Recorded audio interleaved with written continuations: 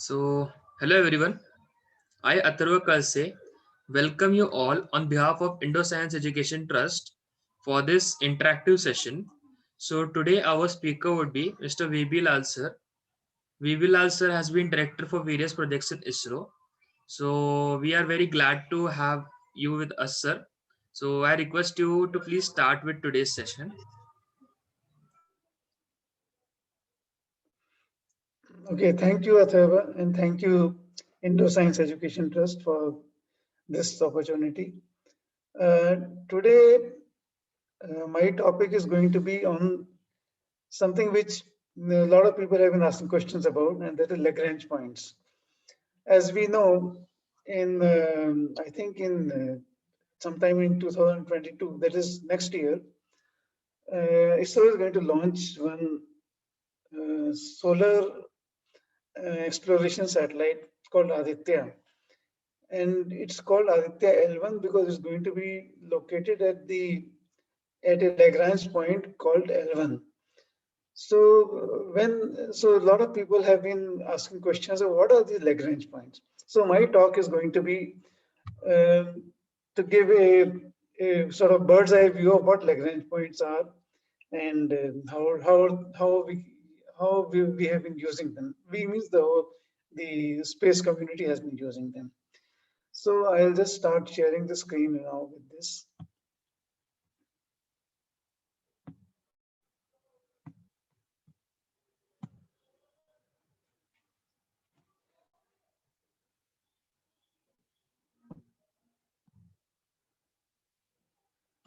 Yeah, yeah, now. So what are the Lagrange points? And what is the Lagrange at all about this? So when there is see this in our solar system, there's a sun and there are so many planets are there, and whenever there are two heavy bodies, there are some set of points which exist around these bodies, which which I'm sorry, I'll start once again. In any gravitational system, there are a set of locations where are two heavy bodies in which one is orbiting the other can influence a third, much lighter body to remain relatively motionless. Motionless means there's nothing which is motionless in any physical system. At least relatively, there's nothing which can remain motionless. Okay, relatively, you can also remain motionless also. So it works both ways. So there are these points are called Lagrange points or liberation points. And they're named after one 18th century mathematician called Lagrange. Lagrange, in higher classes, we'll also know that the Lagrange polynomials. Lagrange has been a very famous mathematician. And these points are also attributed to him only. So in any two body system in which there's one heavy body and there's one not so heavy body, uh, and of course the lighter body is orbiting the heavier one, like the sun and earth and moon, sun, Jupiter and Jupiter's moons, so many combinations possible, in which there's one heavy body and there's a lighter body which is orbiting the heavier one. So in between these 2 points, 5 Lagrange points can be identified. Um, I'll come to that locations of these Lagrange points later on.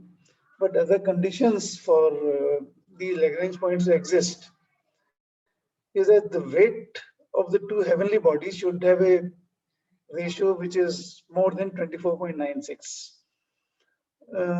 That's some mathematics involved in that, but we'll not go into that. Now we know Sun is very heavier than the Earth. What do you say? 336,000 3,36,000 times heavier than the Earth. And the Sun is 10 power 10 into 1020 times heavier than Jupiter. So at least for the Sun, Earth, Sun, Jupiter. Similarly, Earth to Moon also 82 ratio. So Earth to Moon also Lagrange points can exist. So one of the conditions for the existence of Lagrange points um, in these set of planets and the Sun, this is met. The second condition is that the weight of third body should be negligible compared to the two heavenly bodies. Now that is expected because if you are putting a artificial satellite at a Lagrange point, obviously it's going to be much lighter than the Earth. Now, what I have mentioned here is that Sun, Earth, Moon is also a three-body system, but here the Moon cannot be taken a third body, and the reason is not only that uh, the um, the Moon is not negligibly small in weight compared to the Earth. It is, as we saw just now, it was about 82 times um, lighter. So it's not negligible. But anyway, this argument is also not correct because, okay, as I said, it's mass is not negligible. But the more important point is that the, the, the, the object which is put on the Lagrange point has to orbit the heavier body, not the lighter body. So, and since the moon is orbiting the Earth, this cannot be taken as a third body in the Lagrange system. Okay, all that is said and done. Now we'll come to the Lagrange points. So what I have shown here is uh, there's a heavier body Sun which is in the center. We can see that there's an Earth which is on the shown on the orbit, and there's a moon which is orbiting the Earth. So now five Lagrange points have been identified here. L1 is is on a line which is connecting the Sun and the Earth. L2 is a point which is also on the same line, that is Sun Earth line extended beyond Earth. L3 is a point again on the Sun Earth line, but on the other side of the orbit. And L4, L5 are 2 points which are on the orbital path of the Earth, but at 2 point whose location we'll identify slightly later. But this is going to make equilateral triangle. That is the Sun, Earth, and the L4, L5 points are going to be equilateral triangles, two equilateral triangles. Now, let us try to work out the location of these liberation points. It is very involved mathematically, so we will not try all that. What we need to understand right in this case is only the school level of physics and mathematics and knowledge of Newton's laws of motion and gravitation. Let us think of a simple two-body system like the Sun, Earth, Earth, Moon, Sun, Jupiter, etc., like that, in which one is orbiting the other. So Fg is the force of gravitation, which is equal to, this is a very famous equation. The gravitation constant, mass of the Sun, mass of the Earth, and inversely proportional to the square of the radius. So this is a very well-known gravitational law, Newton's law of gravitation. Uh,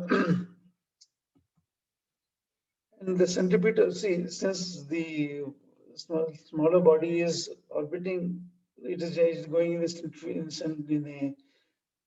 around in a circular motion. So there is a centrifugal force which is generated, and that centripetal force is equal to mr omega squared, omega being the angular velocity of the Earth. So now, for a stable orbit to exist, uh, the gravitational force has to be equal to the centripetal force. And so if we equate these two and do some transpositions, recognize the omega is 2 pi by t. So t being a time period of the rotation. So this equation will turn out to be t square is 4 pi. This is standard Kepler's third law of planetary motion, which says that the square of the time period of orbit is proportional to the third power of the orbital radius. So this is how the third law of Kepler has got defined. Now this equation shows two things. First of all, we see that there's we saw first that the time period of the orbit is directly related to the radius of the orbit. T square is equal to r cubed, and t square is also inversely proportional to the m, which is the mass of the central body. That is the sun. In the sun Earth system, it's the sun. That point is not very relevant, will not appear to be relevant right now, but it will become as we go through this. Because how can the mass of sun be a variable? So now the first liberation point L1, it is on a line joining the center of the sun and earth. A body placed at L1 faces three forces. The gravitational pull of the sun is one force. The gravitational force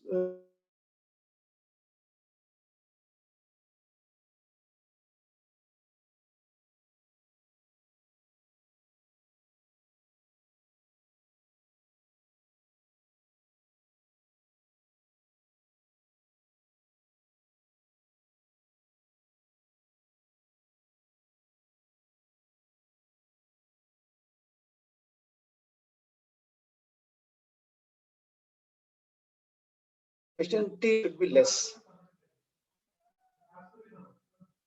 T should be less, which means that it should be orbiting the sun faster than the Earth. But the other thing is also happening that the Earth and Sun are pulling it in opposite direction, opposite sides. So the resultant effect is as if the gravitational pull of Sun has reduced. Or you can say that effectively the mass of the Sun has got reduced. It is difficult to understand that way, but in this equation, if you see that if m is less, then t is going to be more. So now what happens is this object at L1, it is facing two opposing type of conditions. One is because the less distance, the orbital period is going to be more, and because the mass of the sun appears to be less, the orbital period is going to be more. I think I got confused. Because the radius is less, the orbital period is going to be faster, so time is going to be less. And since the effective mass of sun appears to be less, the time period is going to be more. So at some point, under the combined effect of the less distance from the sun and apparent reduction of Earth's sun's mass, there's going to be one point where the object going to go around the sun in exactly 365.25 days. One effect of because less, it is less because of the less smaller radius, and more because of the less mass. So at some point it's going to be exactly 365.25 days. That point is liberation point L1. At this point, the the any object which is placed at this at L1 point is going to rotate around the sun in exactly the same time period as the Earth. So in a way, it's going to be stationary with respect to the Earth, okay, and the sun.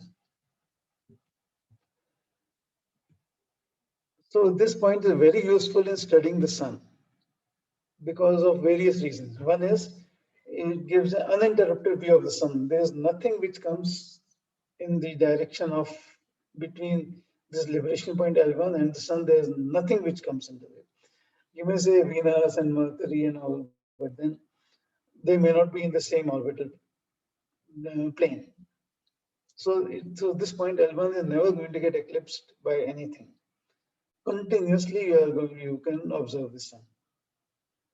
And there is no issue about power availability at this point because sun will always be shining on L1.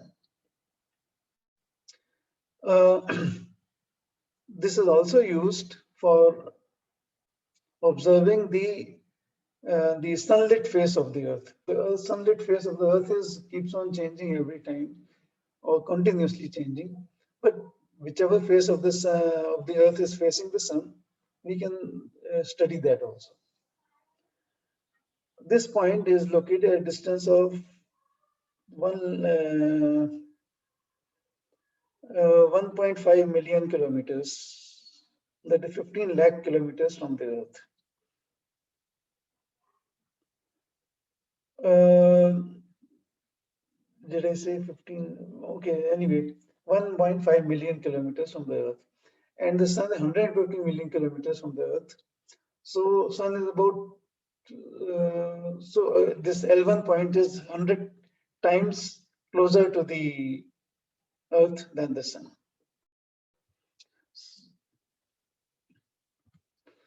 Now, which are the satellites which have been placed over there? There is a SOHO, Solar Heliospheric Observatory. It was launched in 1995. That is how much? 25 years back. 20, and it was placed at L1. It was a planned life for 2 years. But that is still there. It is still going strong, sending pictures. Okay, but now it's old and it has started malfunction. It's going to be dismantled from there. NASA's ACE, Advanced Composition Explorer, was also placed at L1 to observe the sun. Genesis went to L1 to study the effect of solar winds on the Earth's magnetic field, and it was brought back to Earth. And now, as we said some time back, India's Aditya L1 is going to be placed at the L1 point. So, and this will not be the only satellite over there. There are still some more satellites around at L1, and it's going to remain populated. And then LISA satellites and laser interferometer space antenna. Uh, it consists a set of satellites which hover around L1 to study gravitational waves. Now you see, this is very important because uh, this is one of the ways to prove the Einstein's general theory of relativity, to study gravitational waves and see what sort of effect they cause. This is a real challenging thing to prove the Einstein's general theory of relativity using a satellite at liberation point L1. Deep Space Climate Observatory is also at L1. It studies sun's corona, sending advanced information about solar activity. Okay, so that's about L1. Now we'll go to L2.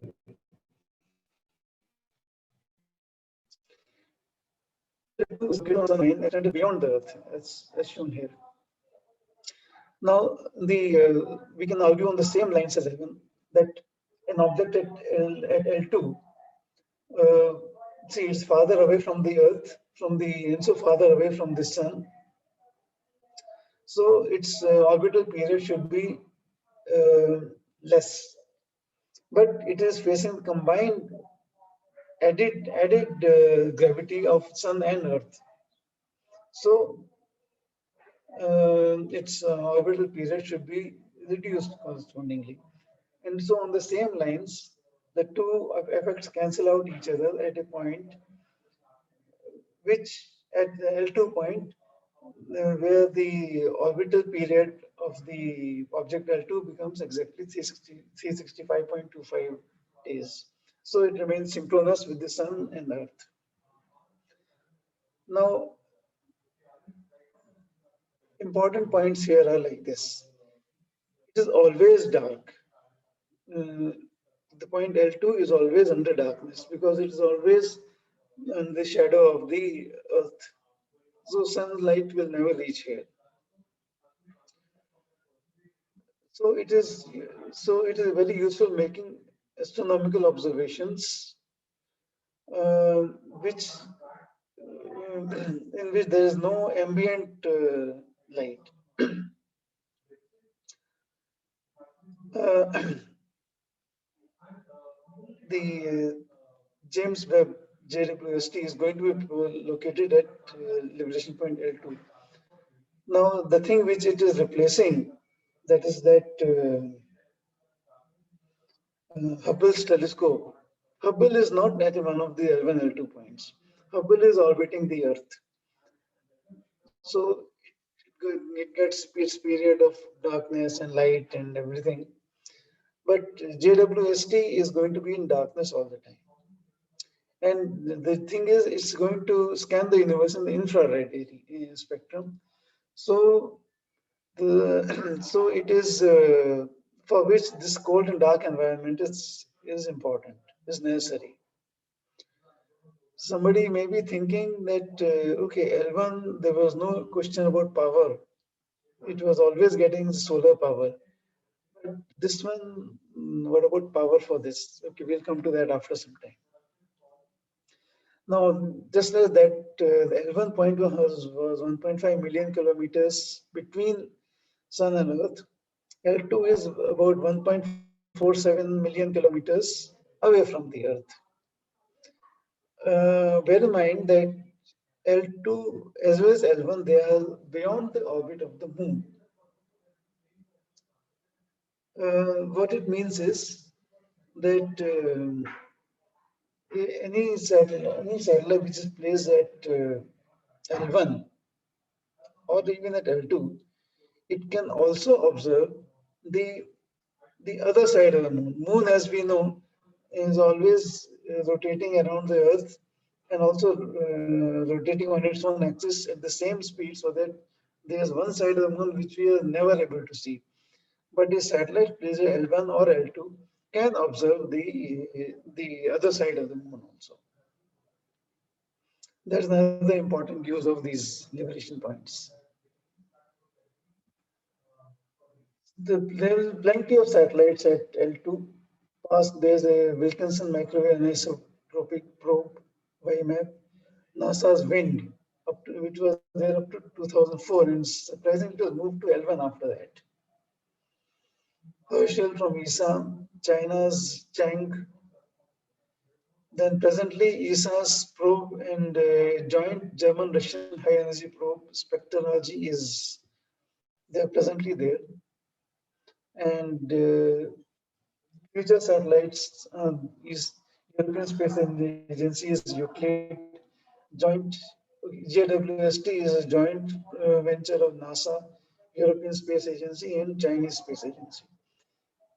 European Space Agency is Plato, Japan's Lightbird, NASA's WFIRST. So many you see.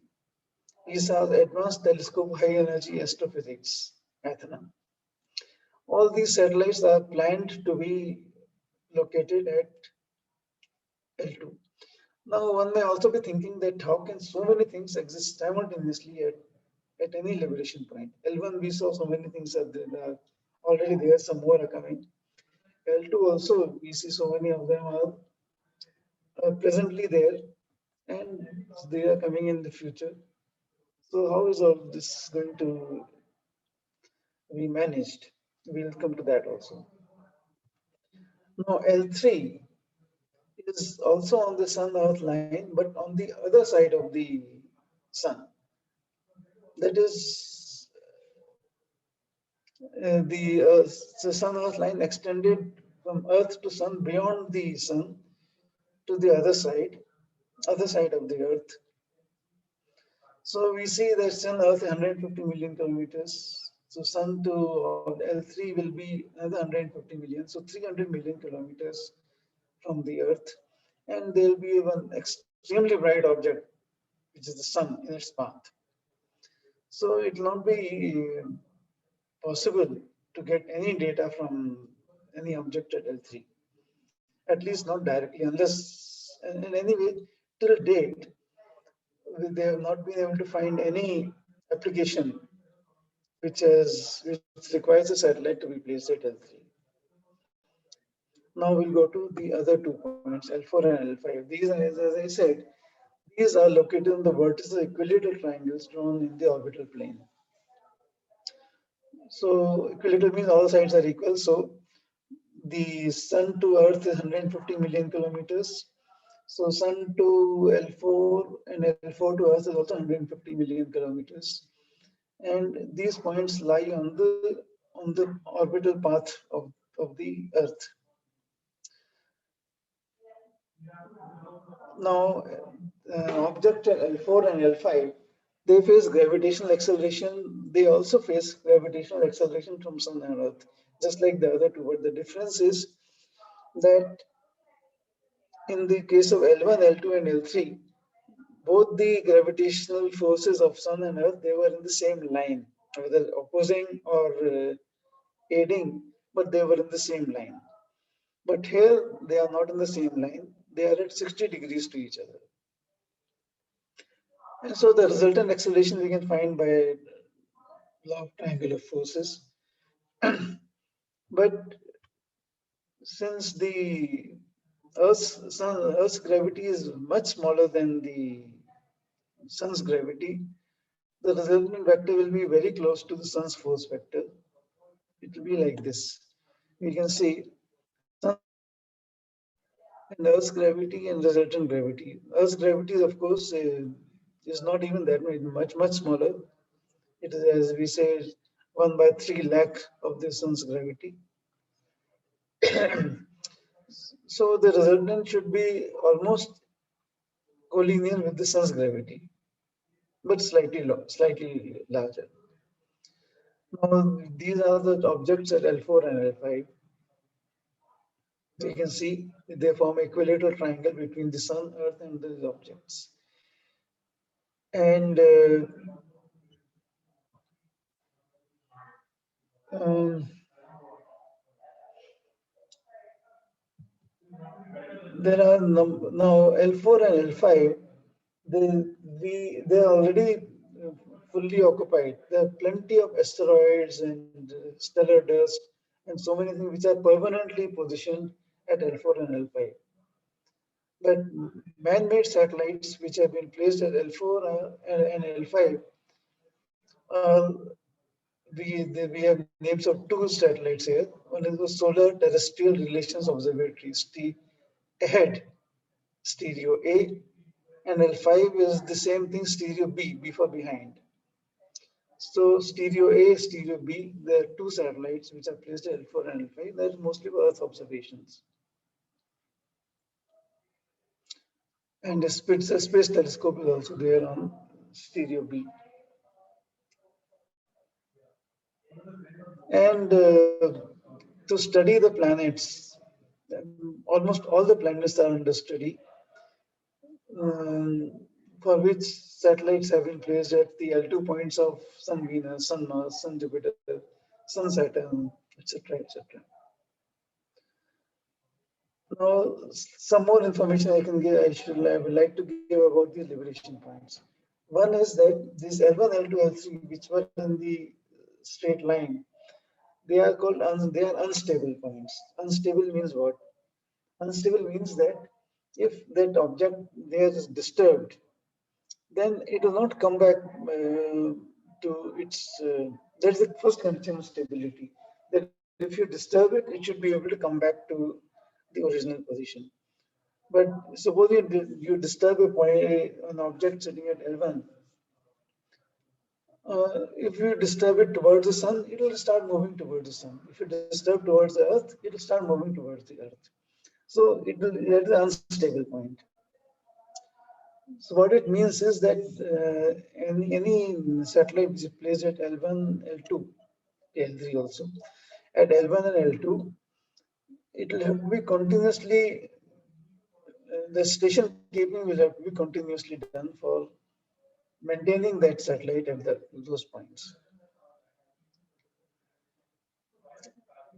As now L4 and L5, if the object is disturbed, it will be forced to return to the original location. And this is primarily because the two gravity forces are not in the same line. So this probably will be dealt with more in physics. That in statics, if you see that in a triangle or triangle of forces, the object remains stable.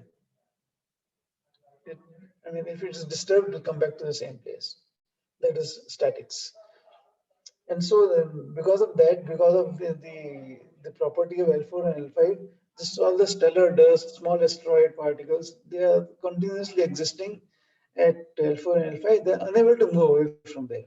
They can move away only if they have any uh, power, but they don't have power.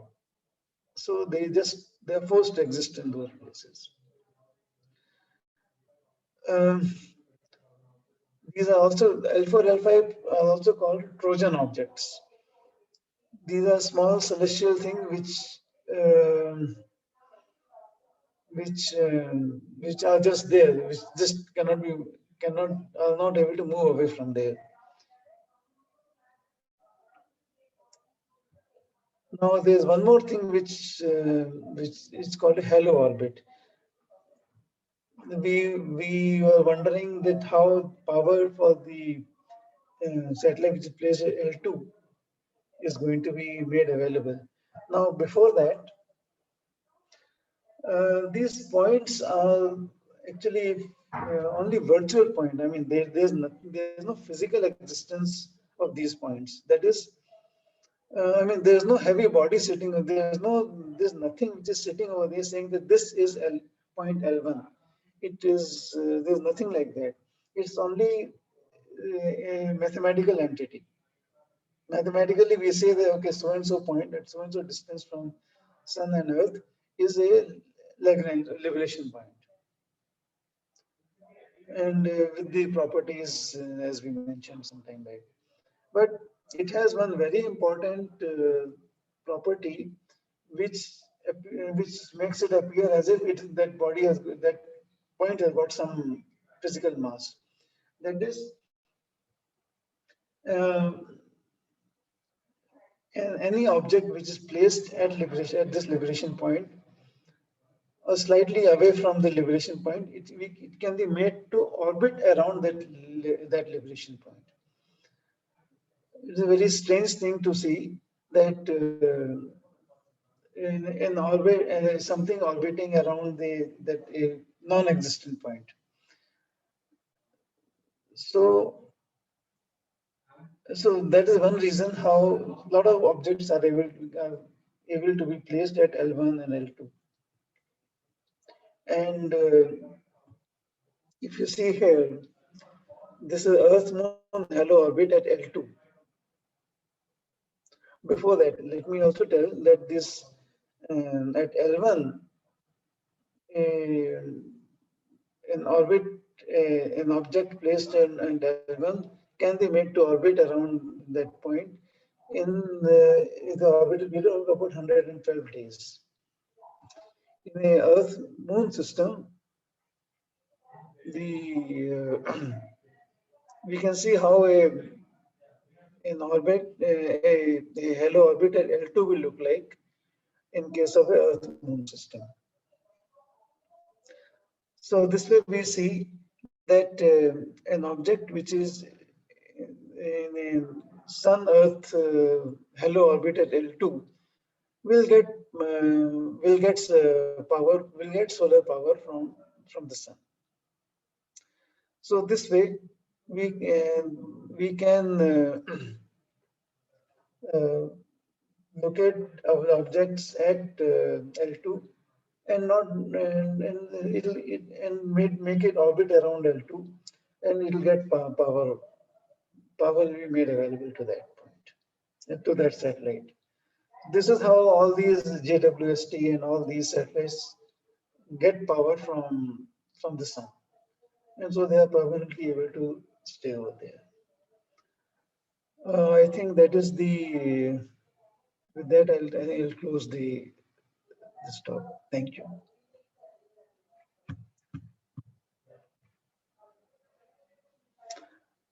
Third one.